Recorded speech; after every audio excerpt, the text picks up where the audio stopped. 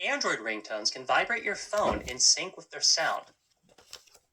Or at least the Samsung phones that I have access to right now are capable of doing this. Now, this has been tested on the S22 filming the video and the S25 Ultra that I'm currently trapped inside of. My S21 Plus has a dead screen, but I know it still works because I can feel it vibrate and yell at me when I get the password wrong.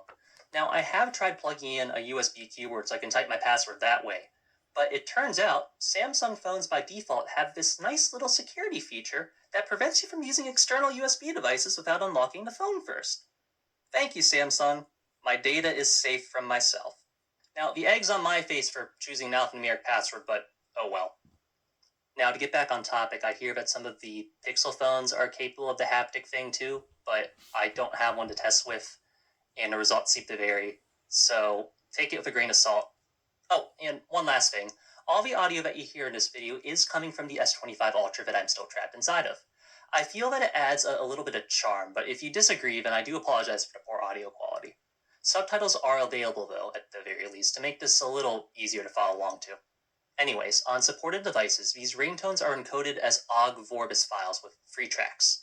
The first two are just left and right stereo, nothing particularly fancy, but the third track is actually sent directly to the vibration motor. Files with this track have a metadata tag, the thing that normally stores artists and album info in a normal music file, called Android_Haptic with a value of 1 that tells the phone, "Hi, I have a haptic track. Please play me." This track does not get played over the speakers, so if you're a very touchy-feely person like me who wants their phone to buzz in a specific way without making much noise, you can make that happen with the haptic track. If you really want to have some fun, you can do things like sync the vibration with the drums or bass line of your favorite song. Or if you want to be that guy, you can blast obnoxious pop music by setting the phone down on a hard table while it vibrates.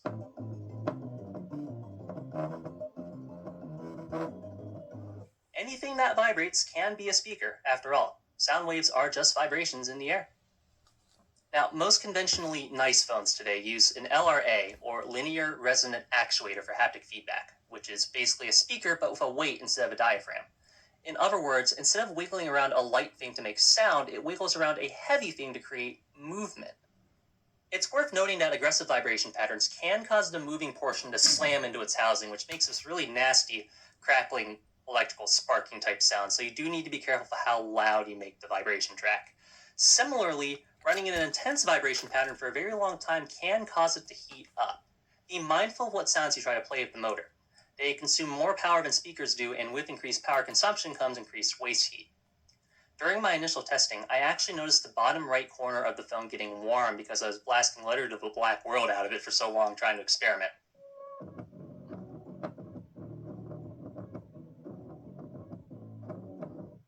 That was Scarlet Fire. That was, it's not important. The sharp-eyed among you may have noticed that this is all playing from the notification sound selector and not the ringtone sound selector. As it turns out, both notifications and ringtones support the same haptic metadata, so you can customize either to your liking. And that's all I really have to say about it. Special thanks to _oops_it's_deleted_ for figuring out the haptic track thing. Your post really should have been more popular, but if it's only limited to a couple of Samsung flagships, it makes more sense why it didn't take off. I'll be releasing some more information on this at some point, but you can also check the post linked in the comments for more information if you want to try making these sounds and ringtones on your own. Thanks for listening.